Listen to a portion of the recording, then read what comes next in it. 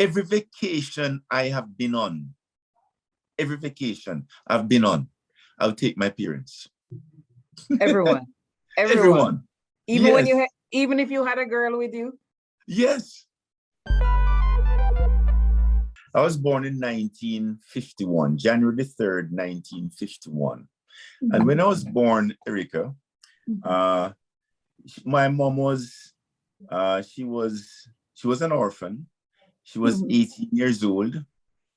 And at the time, and my father had long left, emigrated to England. So I didn't know him. So she was on her own and she was unemployed. So she was taken in by the helpers of the local supermarket. Right. For the first 6 months of my life, we were both being taken care of by the helpers of the local supermarket.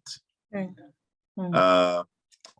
So at the time in 1951, the natural trajectory for young women who had a child was to leave the child with grandma and emigrate to England to do nursing and then send back money to look after the child.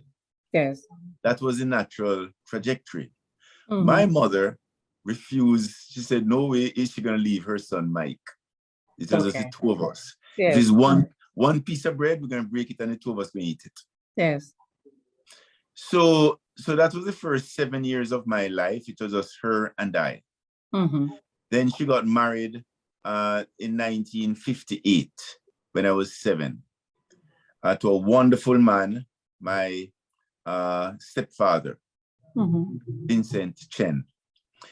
So she dedicated her life to educating her children because she herself did not go to high school.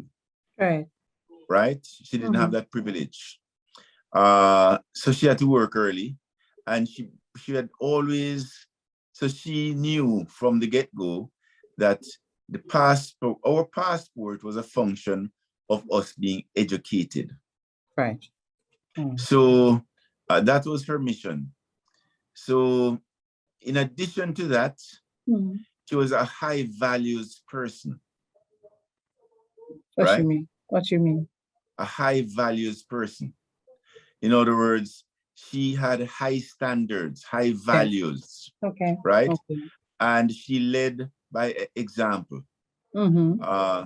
So she had also high expectations of herself and her children and her family. Right? Very high expectations. And she led by example, as I said. She had 3 jobs. She was a clerk. She eventually got a job as a clerk in a supermarket. Then she did bookkeeping on her own. Bookkeeping. Accounting. Accounting on her own. And got a job at Frenchman's Cove. Actually, she got a job at a hotel in Port Antonio after work. After work. So she would do her work, 9 and I guess 8 to 4, and then leave, go up to Bonneview Hotel and do bookkeeping. In addition to that, she sold Avon. She was an Avon lady. And then, so, she and my stepdad worked very hard, 3 jobs each, to focus on their children. Yes. So they both dedicated their lives to the next generation. So for those reasons, I am grateful that I'm blessed to have had a mother who led by example. She didn't desert me. She didn't have much, but she cared. She set good examples. She did everything possible to steward us. And I don't forget where I'm coming from. So, and throughout my life, she has been that person. We're best friends. And I'm fortunate as a human being to have had a mother for 71 years, right? Yes. Yes. And every opportunity I got, and I still do, I honor her. Every opportunity I get, I honor her. Yes. We had that fantastic relationship. Tell me something about her now that when you think of her, it still brings a tear to your eye.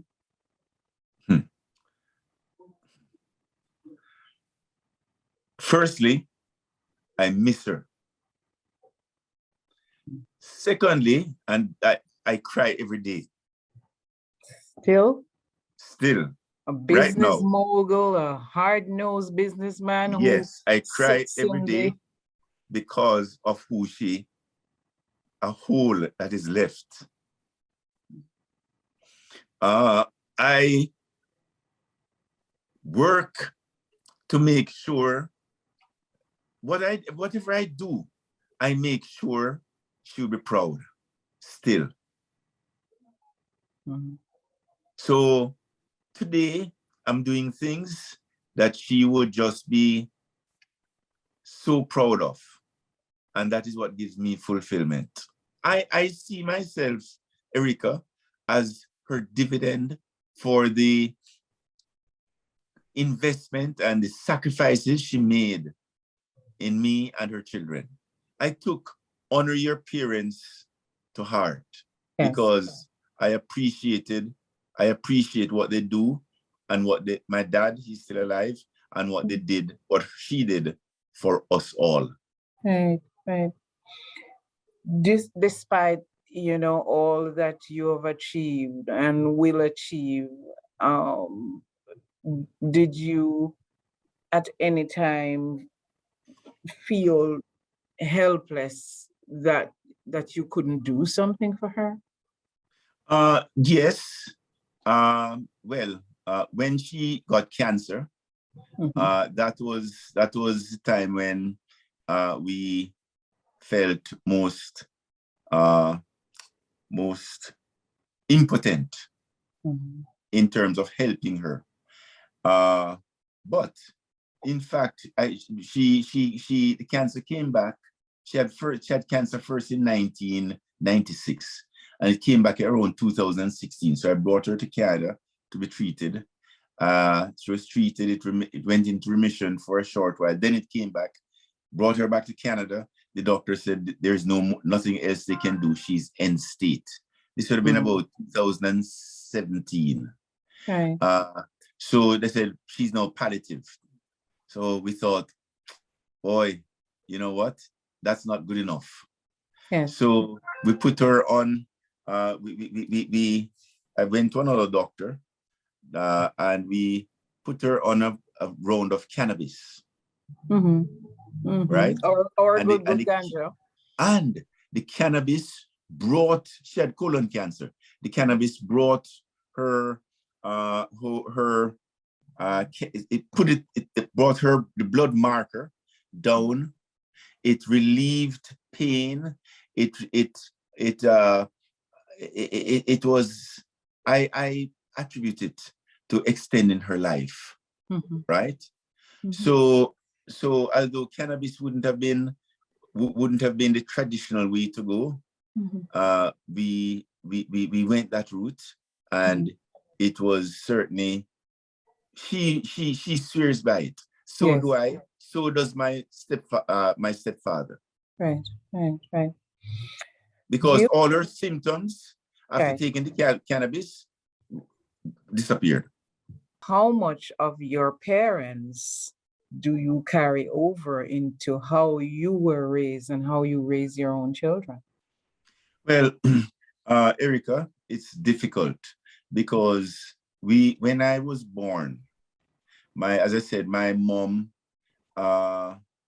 went home to, she was adopted, basically. She and I were adopted, basically. Yes. And that's a stark difference from when I can remember specifically when my third son, Adrian, was born on November the 1st, 1984. And as I was driving him home from the hospital, he was in the back seat of the car with his mom. And I looked in the rearview mirror, and at that moment, a thought came to mind. Here it is. When I came home from the hospital, my mother went home we were adopted. Right. And for 6 months, she had no work. She didn't have a job. We were taken care of. Now, my son is coming home in the back seat of a Rolls Royce. Yes. And what came to me then, Erica, is, Mike, that's a stark difference between you and him. Make sure your success does not impale his fulfillment as a human being. Right? Because that is easy. Children of successful / wealthy parents, it's easy for them to have different standards, different values, different aspirations, because things came easy. So I made a pledge then to make sure my success does not impale their opportunity to be fulfilled as human beings. But I can't put them through the hardships of what I had to go through, right? Because it's a different situation. But what I can do is make sure that they remain humble. What I can do by leading by example, make sure they are caring for other people, right? Make sure they're hardworking. Make sure they have high standards. Make sure that they know their success. I am wealthy, they're not. Right? They are not. So I can simulate my conditions, but I have standards and a framework for treating them, right? Which will include all the things I've mentioned to you. So I don't mollycoddle or curry favor my children. It's meritocracy. Because I would not be doing them a service. I'll be doing them a disservice.